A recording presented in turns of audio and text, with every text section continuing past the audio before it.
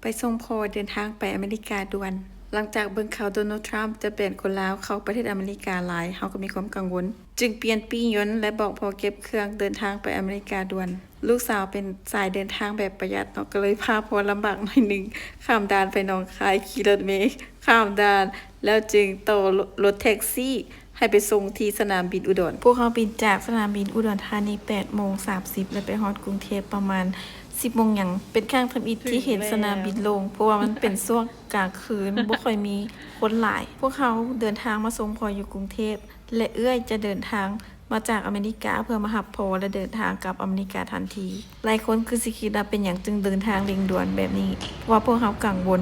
อยากให้พอเดินทางให้ฮอดอเมริกาไวที่สุดเพราะเขากังวลว่าถ้าว่าเพิ่นประกาศออกมาแล้วมันสิมีผลต่อกับวีซ่าของเพิ่นก็เลยอยากเดินทางให้ไวที่สุดเฮาฮอดสนามบินแล้วเฮาก็จ้างแท็กซี่เพื่อไปพักอยู่โรงแรมอยู่ใกล้ๆกับสนามบินในขณะที่เฮามาฮอดกรุงเทพเอื้อยของพวกเขาแม่นกำลังต่อยนต์อยู่กาตาร์เพื่อมาฮอดกรุงเทพตอนเช้าของอีกมื้อนึงจากมาฮอดกรุงเทพแล้วเพิ่นจะต้องเดินทางต่อกลับไปอเมริกาในไฟลท์ตอนสวยทันทีอันนี้แม่นมื้อเช้ามื้อต่อมาแล้วพวกเขากินข้าวอยู่โรงแรมแล้วก็เดินทางออกไปสนามบินเอื้อยของพวกเขาแม่นลินไอดาโฮเรามาฮอดสนามบินประมาณ8 โมงเช้าและเราถ่ายอยู่สนามบินพวกเขาออกไปฮอดสนามบิน9 โมงเช้าและไฟล์ของพอและเอื้อยกับอเมริกาแม่นตอนสวย1 โมงเช้านาทีพวกเขาจึงบ่มีเวลาหลายพาเพิ่นออกไปกินข้าวอยู่นอกและเพิ่นหิวอาหารไทยและอาหารลาวหลายจึงพาไปกินอยู่ฟู้ดคอร์ทอยู่ในสนามบินใครมาสนามบินและอยากกินอาหารราคาถูกอยู่ในสนามบินให้ไปสั้นนึงซึ่งฟู้ดคอร์ทอยู่นี่ราคาคือกันกับอยู่นอกเลยบ่เอื้อยบินมาเนาะเพื่อตั้งใจสิมากินอาหารลาวอาหารไทยหลายๆแต่ว่าบ่เป็นตามแผนเพราะว่า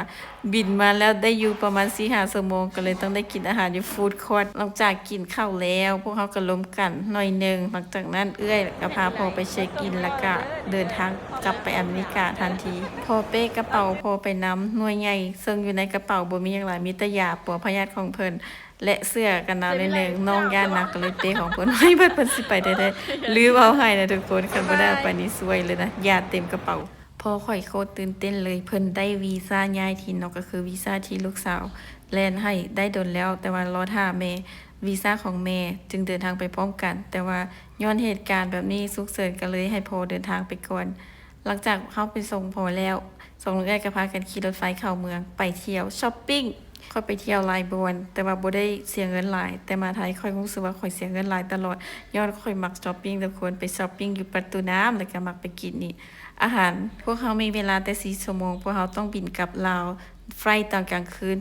8:30พวกเขาจึงรีบช้อปปิ้งเนาะอยู่แพลทินัมประตูน้ำกินข้าวอยู่ฟู้ดคอร์ทเลยหลังจากนั้นก็ขี่รถไฟ Airport Link เพื่อมาสนามบินกลับคืนมาสนามบินประมาณ6:30แล้วก็ไปเอากระเป๋าที่ฝากไว้กระเป๋ามันฝากอยู่ในสนามบินหน่วยละ200 บาทต่อ1มื้อกระเป๋านั้นแมนของฝากที่เอื้อยเอามาให้เนาะหลังจากนั้นพวกเขาก็ไปเช็คอินหลังจากเช็คอินแล้วเข้าไป immigration หลังจากนั้นไปกินข้าวฟรีเนาะอยู่ lounge เขามีบัตรเข้า lounge ฟรีอยู่สนามบินทั่วโลกเนาะเขาเอิ้นบัตร priority pass อะไรย้อนว่าเขาบินหลายปีหนึ่งแล้วก็มา transit อยู่ไทยหลายอาหารที่อยู่ในเราเขาจนเบื่อแบบว่ามันมีแต่แบบเก่าแต่ว่ามันกินฟรีนะทุกคนก็เลยต้องไปกินก่อนจึงกลับ หลังจากกินข้าวแล้วก็ไปช้อปปิ้งหน่อยนึงซื้อน้ำหอมนั่นนี่เนาะแล้วก็พอเวลาบินกลับแล้วพวกเขาก็ไปเช็คอินแล้วก็บินกลับจบทริปเร่งด่วนไปส่งพอไปอเมริกา1 คืนอยู่บางกอก